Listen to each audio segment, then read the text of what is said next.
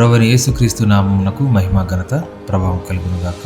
మీ అందరికీ ప్రభు నామాన వందనాలు. ఈరోజు ఒక ముఖ్యమైన విషయం చెప్పడానికి మీ ముందుకు రావడం జరుగుతూ ఉందండి. ప్రముఖ దైవజనులు, సువార్త గాయకులు దియా ప్రసాద్ గారు వారు ప్రభువునందు నిద్రించారు అని తెలుపడానికి నేను ఎంతగానో చింతిస్తా ఉన్నాను. వారు సుమారుగా 1200 పాటలు వారు రాశారు. వారు క్రీస్తుని ఎరుగక ముందు సినిమా ఆర్కెస్ట్రాలు పాటలు పాడుతూ వారి జీవనాన్ని గడుపుతున్నటువంటి సమయంలో దేవుడు వారిని రక్షించుకొని చక్కగా తన పరిచర్యకు వినియోగించుకున్నారు. మరి వారు రాసినటువంటి ఎన్నో పాటలు దేవునికి మహిమకరంగా ఉన్నాయి. ఎందరినో ఆదరించాయి, ఎందరినో ఓదార్చాయి, ఎందరో దేవుని స్తుతించడానికి ఆ పాటలు కూడా ఒక ఆధారమయ్యాయి. వారితో ఒక దినం గడపడానికి నాకు కూడా దేవుడు గొప్ప ధన్యత అనుగ్రహించారు. వారి యొక్క జీవిత సాక్ష్యాన్ని రికార్డింగ్ చేయడానికి దేవుడు నాకు ధన్యత అనుగ్రహించారు. వారి యొక్క సాక్ష్యాన్ని ఎవరైనా చూడకపోతే సాక్ష్యాన్ని చూడాలని నేను కోరుకుంటూ ఉన్నాను. ప్రైజ్ లార్డ్ అండి.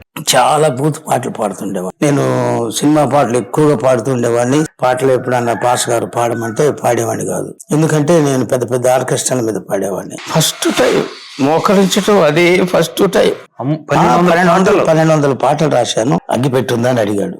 అగ్గిపెట్టి ఎవరి దగ్గర లేదయ్యా అన్నా. నా భార్య నేను భోజనం చేస్తా ఉంటే ఆ విషయాలన్నీ చెప్పింది. అప్పుడు నేను నన్ను ఎంతగానో ప్రేమించా ప్రభు, ఆ పాట రాసుకున్నా. ఘనమైన ప్రేమకు వెళ్ళలేని త్యాగముకు ఏమిత్తును నేనేమిత్తును, ఏమిత్తును నేనేమిత్తును, నన్ను నేను ఆ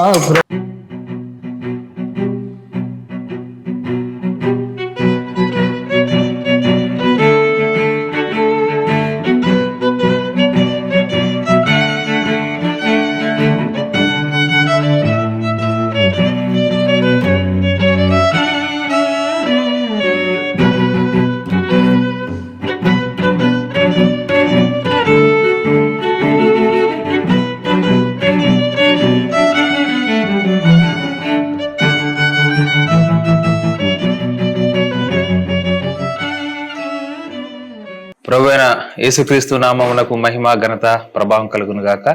ఆమేన్. మనతో ఉన్నటువంటి దైవజనులు, రచయిత, మరి మంచి గాయకులు, గొప్ప గాయకులు, మధురమైన గాయకులు. నేను వారిని పరిచయం చేయడానికి కొత్తగా ఏమీ లేదు. మీరందరూ ఎప్పటి నుంచో వారిని చూస్తూనే ఉన్నారు. రక్షణ టీవీలో కానీ, శుభవార్త ఛానల్లో కానీ. అలాగే దైవజనులు జైపాల్ అయ్య గారి మీటింగ్స్ లో కూడా ఎక్కువ శాతం అయ్య గారు ఎక్కువ పాటలు పాడేవారు.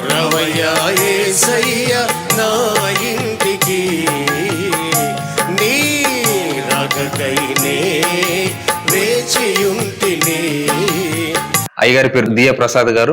మొదటిగా మనం వారి యొక్క రక్షణ సాక్ష్యాన్ని తెలుసుకుందాం. అలాగే వారు రాసిన పాటల గురించి కూడా మనం తెలుసుకుందాం. అయ్యగారితో మాట్లాడదాం. అయ్యగారు వందనాలండి. వందనాలండి గారు. అయ్యా, మిమ్మల్ని కలుసుకోవడం మాకు చాలా సంతోషంగా ఉంది. మొదటిగా మీ యొక్క రక్షణ సాక్ష్యాన్ని, అనుభవాన్ని, మీ ఆత్మీయ అనుభవాలు కొన్ని పంచుకోండి అయ్యగారు మాతో. అలాగే తప్పకుండానండి.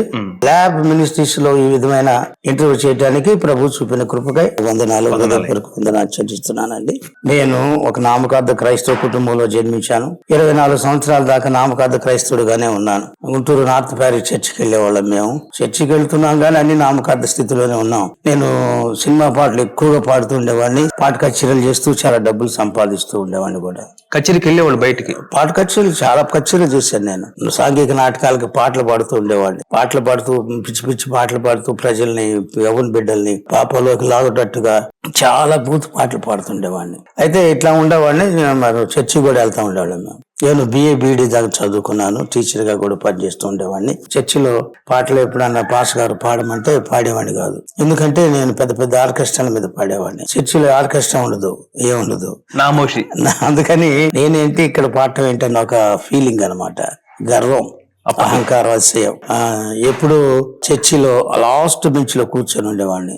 ఎందుకంటే పాస్టర్ గారు ఎప్పుడు మన పాపాలు ఒప్పుకోవాలంటే నేను అనుకునేవాడిని, నేనేం పాపం చేశాను, మన పాపం అంటాడు పాస్టర్ గారు, ఆయనకు అదే పని. అందుకని ఆ మాట అంటే నాకు తలకాయ నొప్పి అన్నమాట. అసలు నేను పాపిని కాదు అన్న దృఢమైన విశ్వాసం నాకు ఉండేది. అందుకని పాటలు అయిపోయిన దాకా చర్చిలో ఉండి పాస్టర్ గారు వాక్యం చెప్తుండగానే బయటకు వెళ్ళిపోయేవాడిని. టీ కొట్ల దగ్గర టీ తాగుతూ సిగరెట్లు తాగుతూ మళ్ళీ వచ్చి కానుకల పాటప్పుడు వచ్చి కూర్చొని కానుకేసి వెళ్ళిపోతా ఉండేవాడిని. ఇట్లా ఉండే సమయంలో నాకు ఒక జ్వరం వచ్చింది. జ్వరం 6 రోజులు తగ్గలేదు, హాస్పిటల్లో చేర్చారు. అప్పుడు ఎంత వయసు ఉంటుంది? అప్పుడు నా వయసు 24 సంవత్సరాలు. యవన ప్రాయంలోనే హాస్పిటల్లో చేరాను. GGH అన్నమాట. దానిలో నెల రోజులు ఉన్నాను. జ్వరం తగ్గలేదు. 104, 105 వస్తా ఉంది. వాళ్ళు నన్ను డిశ్చార్జ్ చేసి ఇంటికి పంపించారు. ఎందుకు పంపించారో నాకు అర్థం కాలేదు. ఒక రాత్రి మా అమ్మ మా నాన్న మాట్లాడుకుంటున్నారు. పెద్దోడికి ఎట్లా అయిపోయింది, జ్వరం తగ్గట్లేదు, వాళ్ళు ఇప్పుడు నరాలు సిట్లిపోయి చచ్చిపోతారని ఇంటికి పంపించారు అనగానే, ఆ మాట అనగానే నాకెంతో భయం వేసింది. అప్పుడు నేను వెతుక్కోవటం ప్రారంభించాను. ఎవరు నాకు సహాయం చేస్తారు, నాకు సహాయం చేసే వాళ్ళు ఎవరు ఎవరు ఎవరు ఎవరని నా హృదయం ఆక్రోశిస్తూ ఉంది. తెల్లవారి నార్త్ ప్యారిస్ చర్చి మీదుగా నేను వెళ్తా ఉన్నాను. అప్పుడు లెంట్ డేస్ అయితే గుళ్ళో గంటలు పడుతున్నారు. నాతో ప్రక్క నా స్నేహితుడు ఉన్నాడు.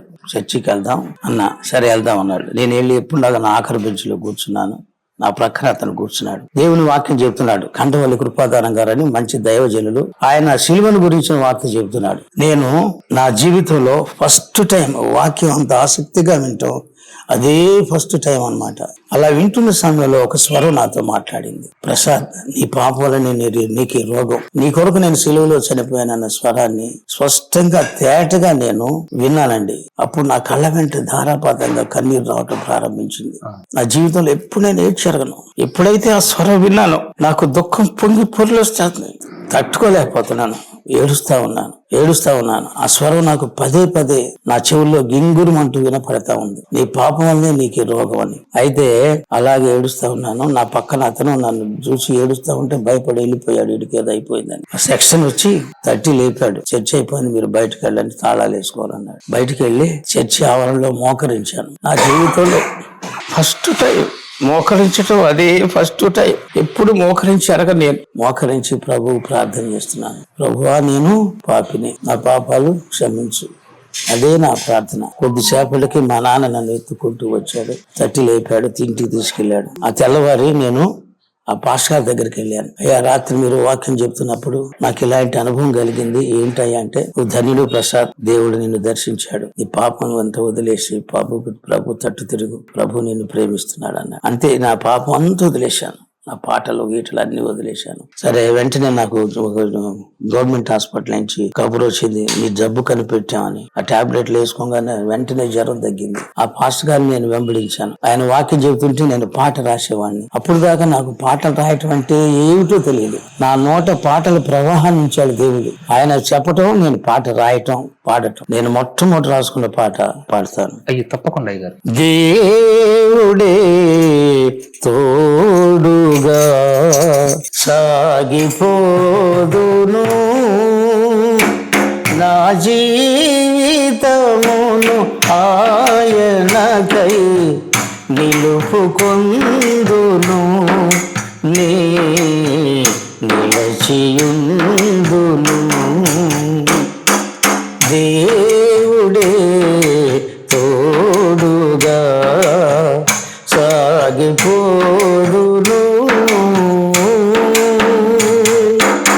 ఇప్పుడు నా వయసు 71 సంవత్సరం.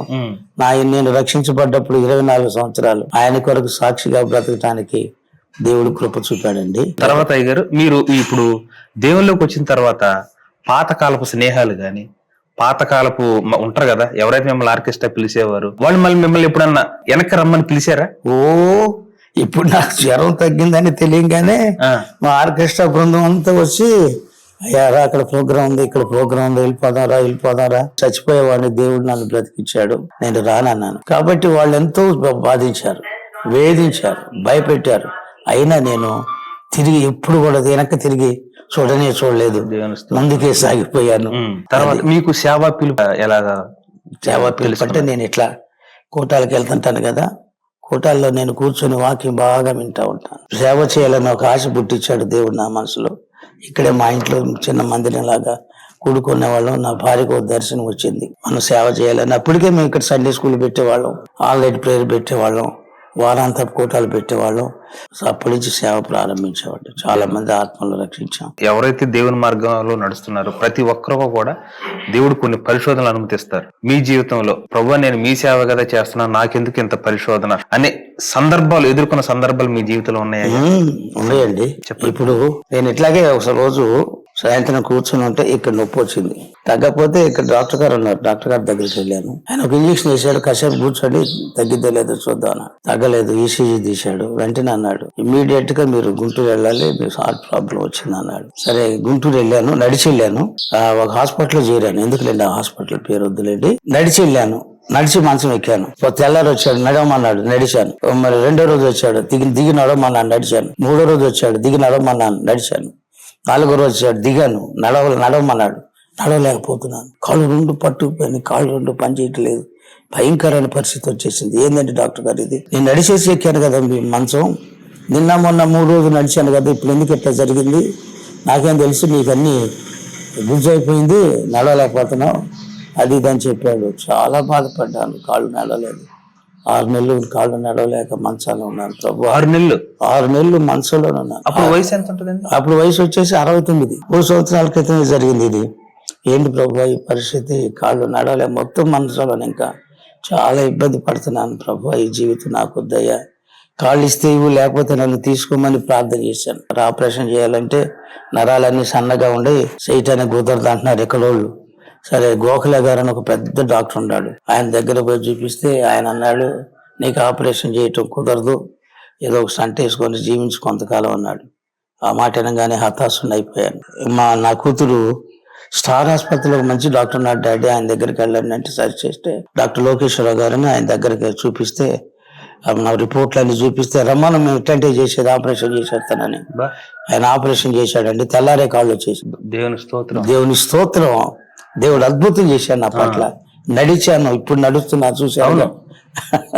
6 నెలలు మంచంలో 6 నెలలు మంచంలో ఉన్నానండి. హీనమైన పరిస్థితిలో ఉన్నాను. అందరూ అన్నారు వచ్చి చూసి దీని పైన అవుట్ అన్నారు. పరిస్థితి అలాగే ఉంది. మందిరంలోకి కుర్చీల మీద మోసుకొచ్చేవాళ్ళు, హాస్పిటల్కి వెళ్ళాలంటే మోసుకెళ్లి కారులో ఎక్కించేవాళ్ళు. ఎంతో ఇబ్బంది పడ్డాను, ఎంత శ్రమ పడ్డాను. నేను అట్లా ఉండే సమయంలో నా భార్యకి టైఫాయిడ్ జ్వరం వచ్చి షుగర్ మందు వేసుకొని కోమాలోకి వెళ్ళిపోయింది. మీరు ఆ పరిస్థితిలో ఉన్నారు? అమ్మగారు ఇలా ఉంది, ఆయన కోమాలో ఉంది, చచ్చిపోయింది అనుకున్నారు. 108లో హాస్పిటల్ తీసుకెళ్లారు. మళ్ళీ పొద్దున్నే బతికిచ్చి తీసుకొచ్చాడు యేసయ్య. అటువంటి దారుణమైన పరిస్థితులు మా జీవితాల్లో వచ్చినాయండి. అయితే దేవుడు వాటన్నిటి నుంచి విడుదలిచ్చి ఈ దినాన ఈ విధంగా మీతో సాక్ష్యం చెప్పి ఈ రికార్డ్ చేసే కృప దేవుడు నాకు ఇచ్చాడు.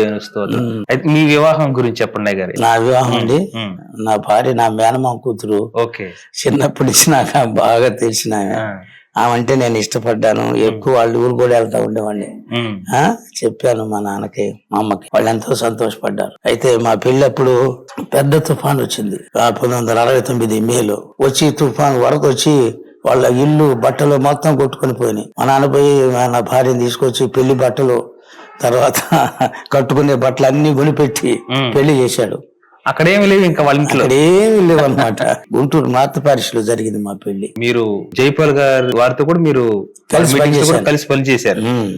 ఇప్పుడు కూడా వెళ్తున్నారండి అక్కడికి? ఇప్పుడంటే పిలవట్లేదు. సభలు పెట్టినప్పుడు పిలిచేవాళ్ళు. సభలో పాటలు పాడటానికి వెళ్ళేవాడిని, పాటలు పాడేవాడిని. చాలా కాలం పిలిచాడు నన్ను సభలు పెట్టినంత కాలం. ఇప్పుడు జైపాలని ఆన్లైన్ లో చెప్తున్నాడు కదా, నా అవసరం లేదు కాబట్టి పిలవట్లేదు. అది అప్పుడు ఫోన్ చేస్తారండి? ఫోన్ చేస్తారు, మాట్లాడతారు. తర్వాత నేను ఆర్ఆర్కే మూర్తి గారితో కూడా కలిసి చాలా కాలం పనిచేశాను. ఆర్ఆర్కే మూర్తి గారు రాసిన పాటలు కూడా చాలా ట్యూన్ చేసి రికార్డ్ చేశాను పాటలన్నీ. ఓకే అండి. తర్వాత కేఏ పాల్ గారితో కూడా కలిసి పనిచేశాను. తర్వాత ఇంకోటి ఏసన్న గారితో కూడా కలిసి పనిచేశారు. ఏసన్న గారు రాసిన పాటలు పాడేవారు, మీ పాటలు పాడుకునేవారు? నా పాటలే పాడేవాడిని. మీ పాటలు పాడే ఆయన కూడా నా పాటలు పాడేవాడు. మీరు రాసిన పాటలు ఎక్కువ ఏసన్న గారు ఏ పాటలు పాడేవారండి? యేసు యేసు యేసు ఎంత మధురం నీ నామం, క్రీస్తు క్రీస్తు క్రీస్తు ఎంత బలమైనది నీ నామం, హల్లెలూయా హల్లెలూయా హల్లెలూయా హల్లెలూయా. ఈ పాట తర్వాత నన్నెంతగానో ప్రేమించెను. సూపర్ పాట అండి అది. మనం కొన్ని పాటలు మామూలుగా రాస్తాం, కొన్ని సంతోషంలో రాస్తాం, కొన్ని ఏమో శోధనలో ఉన్నప్పుడు దుఃఖంలో ఉన్నప్పుడు రాస్తాం. అలాగే మీరు బాగా దుఃఖంలో ఉన్నప్పుడు రాసిన పాట ఏదైనా ఉందా? ఉందయ్యా. మేము ఈ ఊరు వచ్చిన కొత్తల్లో మా పెద్ద పాప ఆడుకుంటా ఉంటే ఒక అబ్బాయి తోశాడు. తోయంగానే కింద పడి చెయ్యి ఇరిగింది. ఎంత వయసు అండి అప్పుడు? అప్పుడు మా పాపకి ఎంత 6 సంవత్సరాలు, 1వ తరగతి చదువుతుంది. చిన్న పాప. మాకేం ఈ ఊరు తెలియదు, ఎక్కడ పోవాలో ఏం చేయాలో కట్టించాలో చాలా ఇబ్బందులు ఉన్నాం, ఇరుకులో ఉన్నాం. పాపం రాత్రులు ఏడుస్తా ఉంది. ఇప్పుడు నేను, నా భార్య, పాప ఏడుస్తా ఉంది. అప్పుడు పాట రాసుకున్నాను. గాయపడిన నీ చేయి చాపుము దేవా, నీ సిలువ రక్తమును ప్రోక్షించుము నా ప్రభువ. సిలువే నాకు విలువైనది, సిలువే నాకు విలువైనది, అది నా బ్రతుకున గమ్యమైనది, ఎంతో రమ్యమైనది. గాయపడిన నీచే చాపుము దేవా, నీ సిలువ రక్తము ప్రోక్షించుము నా ప్రభువా. పరమగీతాలు సహజంగా చదువుతుంటేనే అర్థం కాదు, కానీ దాని మీద మీరు మంచి పాట రాశారు. ఎవరు సంధ్యారాబు చాలా పాటలు రాశాను పరమగీతాల మీద. చాలా పాటలు రాశాను. దాదాపు ఒక 20 సంవత్సరాల క్రితం ఆదివారం రోజు మైకు పెడితే ఎవరేమి పాట ఖచ్చితంగా వచ్చేదండి. సంధ్యారాగం చూపట్టు చంద్రబింబం అంత. కానాను యాత్ర, ఇది సియోను యాత్ర, అది కూడా బాగా వచ్చేది. అది కూడా హిట్ అయిన సాంగ్ అండి. బాగా హిట్ అయిన సాంగ్. అయ్యారు ఎవరిమే పాట పల్లవి చరణం పాట. ఓకే. ఎవరిమే ఎవరిమే ఎవరిమే ఎవరిమే సంధ్యారాగము చూపట్టుచూ చంద్రబింబమంత అందము గలదై సూర్యుని అంత స్వచ్ఛ కళలు గలదై వ్యూహిత సైన్య సమ భీకర రూపిణి తేనా. ఎవరిమే ఎవరిమే ఎవరిమే ఎవరిమే.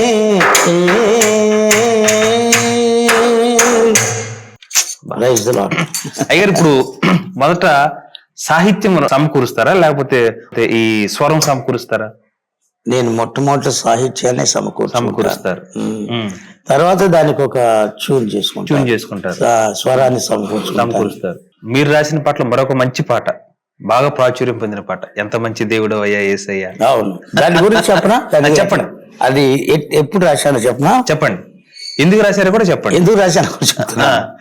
అట్లాగే మేము ఒక రికార్డింగ్ చేస్తున్నాం. ఒక పాస్టర్ గారు బాగా పాడతాడు, ఆయన పెద్దవాడు. ఆ పాస్టర్ గారి పేరు కోంటు డేవిడ్ గారు అని. ఆంధ్ర క్రైస్తవ కీర్తనలో అనర్ఘనంగా పాడతాడు ఆయన. అయితే వాళ్ళ అబ్బాయి, నేను, ఇంకొక ఆయన ఇవన్నీ రికార్డ్ చేయడానికి తెనాలి వెళ్ళాం. తెనాలిలో మురళీ గారు అని ఒక మంచి స్టూడియో ఉంటే వెళ్ళి అక్కడ స్టూడియోలో రికార్డ్ చేసి రాత్రి 12:30 బయలుదేరి వస్తున్నాము. మధ్యలో సంఘం జాగలముడి దాటాక వడ్లముడి దగ్గర మా ప్రాంతంలో మా కారు ఆగిపోయింది. కట్టిగా చీకటి. కారు పక్కకు తీసి ఆపాడు డ్రైవరు. ఏమండి మీ దగ్గర ఎవరి దగ్గర అయినా అగ్గిపెట్టి ఉందా అని అడిగాడు. అగ్గిపెట్టి ఎవరి దగ్గర లేదయ్యా అన్నాం.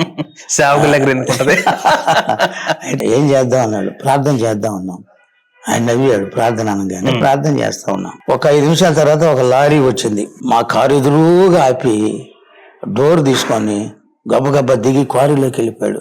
అదంతా క్వారీ ఏరియా. లైట్లు అలాగే పెట్టాడు. ఈ లోపు మా డ్రైవరు దిగి బోనెట్ ఎత్తి ఒక 10 నిమిషాల్లో కారు బాగు చేశాడు. ఈ కారు బాగైంది, బోనెట్ వేసి వచ్చాడు. ఈ లోపు లారీ డ్రైవర్ కూడా వచ్చి లారీ స్టార్ట్ చేసుకొని వెళ్ళిపోయాడు. నిజంగా అద్భుతం. అది రిపేర్ అయ్యేంత వరకు అక్కడే ఉందండి. అప్పుడు ఎంత మంచి దేవుడు అయ్యా యేసయ్యా, చింతలన్నీ తీరేనయ్యా నిన్ను చేరినని ఈ పాట రాసుకున్నాను. అప్పటికప్పుడే రాసుకున్నాను. అప్పుడే మొత్తం స్వరకల్పన సాహిత్యం మొత్తం రాసేసుకున్నాను. మనసులో రాసుకున్నాను. తర్వాత వచ్చినాక లిరిక్ కింద రాసుకున్నాను. స్వరం మాత్రం అక్కడే రాసుకున్నాను. అవును. అద్భుతమైన పాడండి గారు. పల్లవి చరణం బాగా. పల్లవి చరణం. ఎంత మంచి దేవుడవయ్యా యేసయ్యా,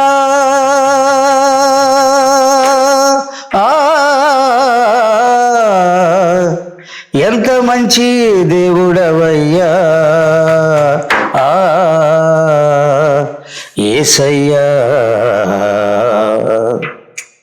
ఎంత మంచి దేవుడవయ్యా యేసయ్యా, చింతలన్నీ తీరేనయ్యా నిన్ను చేరిన, నా చింతలన్నీ తీరేనయ్యా నిన్ను చేరిన, ఎంత మంచి దేవుడవయ్యా యేసయ్యా, చింతలన్నీ తీరేనయ్యా నిన్ను చేరిన, నా చింతలన్నీ తీరేనయ్యా నిన్ను చేరిన, సంతోషం ఎక్కడ ఉందని సమాధానం ఎచట నాకు దొరికేనని, సంతోషం ఎక్కడ ఉందని సమాధానం ఎచట నాకు దొరికేనని, జగమంతా వెతికాను జనులందరినడిగాను, జగమంతా వెతికాను జనులందరినడిగాను, చివరికది నీలోనే కనుగొన్నాను, చివరికది నీలోనే కనుగొన్నాను, ఎంత మంచి దేవుడవయ్యా యేసయ్యా, చింతలన్నీ తీరేనయ్యా నిన్ను చేరిన, నా చింతలన్నీ తీరేనయ్యా నిన్ను చేరిన, ఆహాహా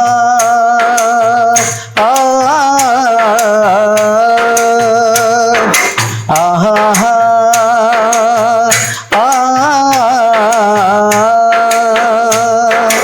ఆహాహా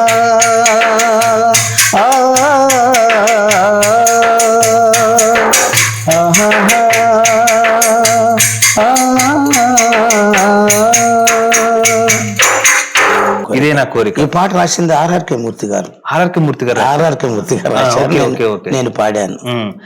ఇదే మాట వారు కూడా చెప్పారు, మన యేసుపాదం గారు.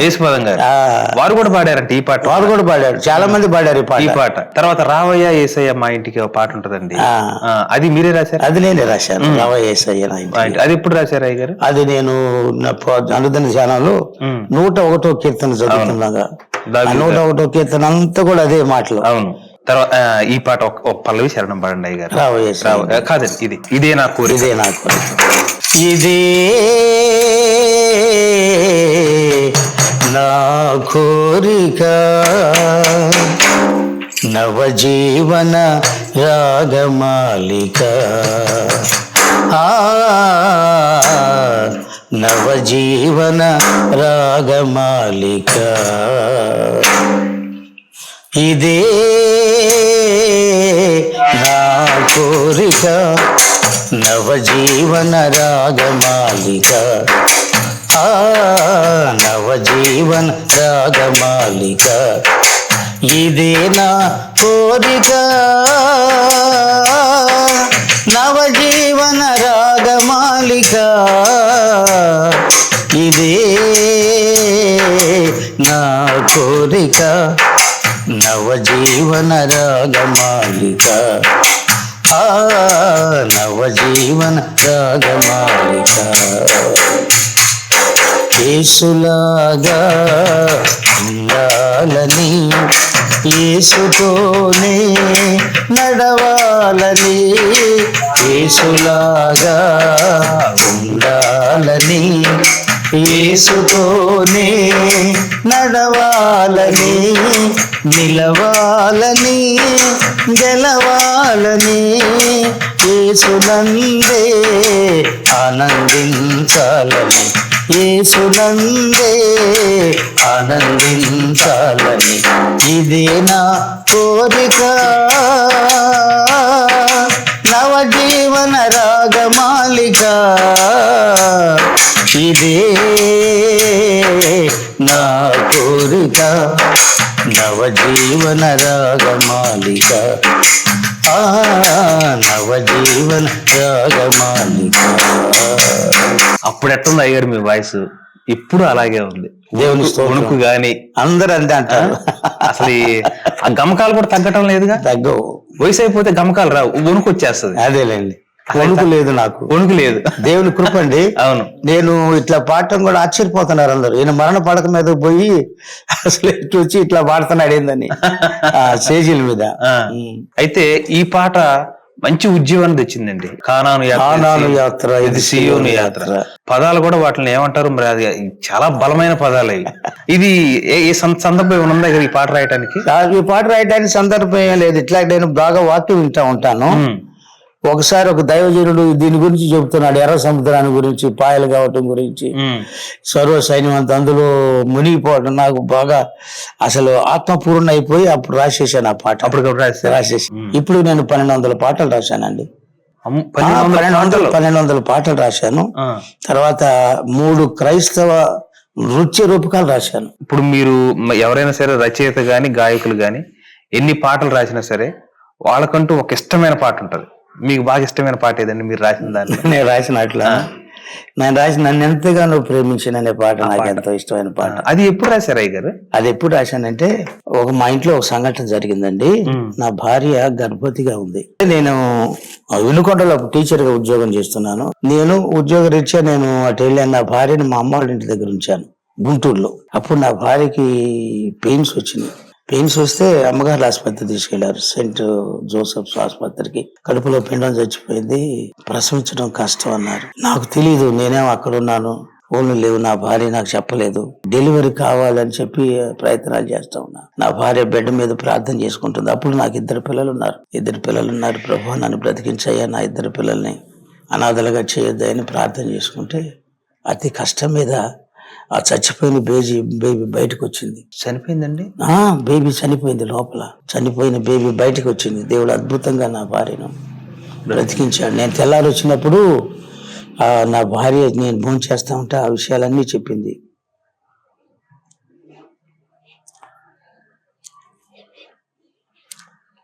అప్పుడు నేను నన్ను ఎంతగానో ప్రేమించా ఆ పాట రాసుకున్నా. కన్నీరు ఏడ్చాడు. నేను అసలు ఇంత గొప్ప మేలు చేశాడు దేవుడని నన్ను సాతాను బంధాలలో జీవంపు డంబాలను బడనీయక, దరి చేరనీయక తన కృపలో నిరతము నన్ను నిలిపానని ఏడ్చి ప్రభువుకు ప్రార్థన చేసి ఆ పాట అప్పుడు రాసుకున్నాను. నిజంగా అంత వేదనలో ఆ పాట పుట్టింది కాబట్టి అంత ఆదరణ కరెక్టే. అంత ఆదరణ దేవుడు ఇచ్చాడు. గురించి ఎంతో మంది పాట పాడుకొని ఆదరణ పొందిన వాళ్ళు ఉన్నారు. అందుకే చివరిలో ఒక పాట రాసుకున్నాను. వచనం: ఘనమైన ప్రేమకు వెలలేని త్యాగముకు, ఘనమైన ప్రేమకు వెలలేని త్యాగముకు, ఏమిత్తును నేనేమిత్తును,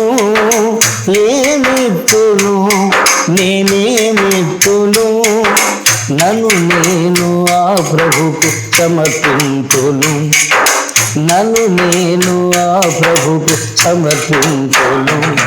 నన్నెంతగానో ప్రేమించెను, నన్నెంతగానో కరుణించెను నా యేసుడు. నా పాపము నా శాపము తొలగించెను, నన్ను కరుణించెను. ఆమేన్. అందుకే ఆయన కోసం నేను సమర్పించుకొని కుడికి కానీ ఎడం కానీ తిరగకుండా ఎన్ని శోధనలు వచ్చినా, బాధలు వచ్చినా, ఇరుకులు వచ్చినా ప్రభు వైపు చూస్తూనే సాగిపోతున్నాం. నెహ్రూ గారు, దేవుని స్తోత్రం అండి. నిజంగా మిమ్మల్ని ఆయన వాడుకున్న రీతి, మొట్టమొదట ఏ పరిస్థితిలో ఉన్నారు, అవును, ఏ దీన పరిస్థితికి వచ్చారు, అవును, ఏదైనా సరే ప్రభు వైపు చూడటం, అవును, సంతోషం వచ్చినా ఆయనకే చెప్పటం, అంతే కదా, దుఃఖం వచ్చినా ఆయనకే చెప్పుకోవటం చాలా దేవుని కృప అండి నిజంగా. తర్వాత మీరు మొదట పాట రాసిన తర్వాత మొదటకి ఎవరికి వినిపిస్తారు? నా భార్యకు వినిపిస్తారు. వారు ఇప్పుడు సరి చేసిన సందర్భాలు ఉన్నాయా? చాలా సార్లు సరి చేస్తా ఉంటది, సరి చేశారు. చెప్తా ఉంటది. మొట్టమొదటిలో ఆర్ఆర్కే గారికి చూపించాను నా పాటలన్నీ, ఆయన కొద్దిగా అట్ట సరి చేశారు. ఒకసారి ఆయన, దియా నువ్వు ఏ పాట ఇచ్చినా, ఏ శ్లోకం ఇచ్చినా ఇది మార్చమని, అది మార్చమని, అక్కడ తగ్గిమని, ఇక్కడ పెంచమని, నువ్వు అట్లాంటిది ఏం అనకుండా చక్కగా ట్యూన్ చేసి పాడేస్తావు దియా అంటాడు మూర్తి గారు. జైపాల్ గారు ఏమంటాడంటే, బ్రదర్ మీరు రాసే పాటలన్నీ వాక్యానుసారమైన పాటలు, మీ పాటలు అంతా వాక్యం ఉంటుంది, అందుకే నాకు ఎంతో ఇష్టం, అందుకే మిమ్మల్ని ఇష్టపడతాను, మీ పాటలను ఇష్టపడతాను, ఈ పాటలను నా టీవీలో ప్రసారం చేసుకునేది అందుకే నేను అని చెప్తా ఉంటాడు. నిజంగా అలాగే ఉంటాయండి. నేను for the glory of God I'm singing, దేవుడు నా పాట వినాలి, ఆనందించాలి, తాళం వేయాలి ప్రభు. మొదట్లో అయితే చర్చిలో పాడటానికి కొంచెం ఇబ్బంది పడేవారు, చాలా అహంకారంగా ఫీల్ అయ్యాను. ఆ స్థితి నుంచి దేవుడు ఇప్పుడు డ్రమ్ మీద పాడతాను, డ్రమ్ లేకపోయినా పాడతాను, కరెంట్ లేకపోయినా పాడతాను, కరెంట్ ఉన్నా పాడతాను, ఆర్కెస్ట్రా లేకపోయినా పాడతాను, మొత్తాన్ని పాడతారు. మీ పిల్లల గురించి చెప్పండి అయ్యారు. నాకు 3 పిల్లలు అయ్యా. మా పెద్ద పాప మేరీ శాంతి BA/BD చదివింది, పెళ్లి చేశాము. తన భర్త పేరు మాణిక్రావు గారు, వాళ్ళు ఒంగోలు ఉంటారు. తర్వాత నా కొడుకు బీటెక్ చదువుకున్నాడు, వాడు సాఫ్ట్వేర్ ఇంజనీర్, అమెరికాలో పనిచేస్తున్నాడు. తర్వాత ఇంకో నా కూతురు కూడా ఉంది, అమ్మాయి ఎంటెక్ చదువుకుంది, పెళ్లి చేశాము. అల్లుడు అమెరికాలో సాఫ్ట్వేర్ ఇంజనీరు, వాళ్ళు కూడా అమెరికాలో ఉంటున్నారు. అయ్యా మీ పిల్లల్లో మీ స్వరం గాని, సాహిత్యం రాసే సరళి గాని ఎవరికైనా వచ్చిందండి? మా చిన్న పాప చాలా బాగా పాడుతుంది, చాలా సీడీలో కూడా పాడింది. తర్వాత మా చిన్న పాప భర్త క్రాంతి కుమార్ చేపూరి చాలా మంచి రచయిత, చాలా పాటలు రాశాడు. నా కుమారుడు కూడా పాడతాడు, వాడు కూడా దేవుని సేవలో ఉన్నాడు. చాలా అద్భుతం అండి. చివరిగా మా కోసం ఆ పాట పాడండి. ఇది కానాను యాత్ర సీయోను యాత్ర, పల్లవి శరణం పాడి. ఓకే, తప్పకుండా, సంతోషంగా పాడతా. అవునండి. కానాను యాత్ర ఇది సీయోను యాత్ర, ఐగుప్తు విడచిన విశ్వాస యాత్ర, ఐగుప్తు విడచిన విశ్వాస యాత్ర, కానాను యాత్ర ఇది సీయోను యాత్ర, ఎర్ర సముద్రం ఎదురుగా నిలిచింది, మరో సైన్యము వెనక తరుముతుంది, ఎర్ర సముద్రం ఎదురుగా నిలిచింది, మరో సైన్యము వెనక తరుముతుంది, యేసు వైపు చూడగా ఆయనను వేడగా, యేసు వైపు చూడగా ఆయనను వేడగా, మరో సైన్యము ఆగినది, ఎర్ర సముద్రం ఆయనైనది, మరో సైన్యము ఆగినది, ఎర్ర సముద్రం ఆయనైనది, కానాను యాత్ర ఇది సీయోను యాత్ర. మీతో కలిసి ఈ విధంగా మాట్లాడటం, మీ రక్షణ సాక్ష్యాన్ని తెలుసుకోవటం, ముఖ్యంగా నన్ను ఎంతగానో ప్రేమించాను, నన్ను ఎంతగానో కరుణించిన పాట వెనుక దేవుడు మీకు ఇచ్చిన ఆ యొక్క అనుభవం, ఆ అనుభవంతో ఆ పాట రాయటం, అది అనేక మందిని ఆదరించటం, ఇవన్నీ విషయాలు తెలుసుకోవటానికి మరి ఈ దేవుడు ఈ సమయం మాకు అనుగ్రహించారు. దేవుని నామానికే స్తుతి కలుగును గాక, ఆయనకే మహిమ కలుగును గాక. ఇంకా మీరు అనేక పాటలు రాయాలి, అనేక మంది ఆ పాటల ద్వారా ఆదరించబడాలి. చాలా సంతోషం, చాలా వందనాలు.